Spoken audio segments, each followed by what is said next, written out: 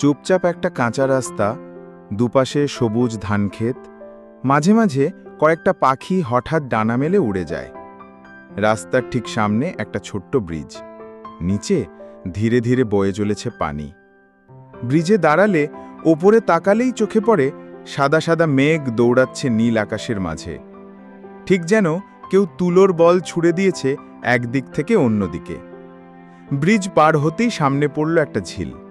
নীরব সেই জলরাশির ওপর বাতাসের নরম ছোঁয়ায় একটু একটু করে ঢেউ তৈরি হচ্ছে। জল নড়ে উঠলেই সূর্যের আলো রূপালি রঙে ঝিনিক দেয়। ঝিল পাড়ে দাঁড়িয়ে হাঁসের দল গোসল করছে, কেউ ডানা ঝাপটাচ্ছে, কেউ আবার আরাম করে গা চুলকাচ্ছে। দূরে একটা গরু হেঁটে যাচ্ছে ধীরে ধীরে, পেছনে এক বাচ্চা ছেলে হয়তো তাকেই অনুসরণ করছে। চারপাশটা একেবারেই নিস্তব্ধ, অথচ এত জীবন্ত।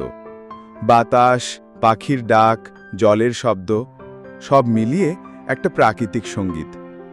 এমন দৃশ্য চোখে পড়লে শহরের কোলাহল যেন ভুলে যেতে ইচ্ছে করে।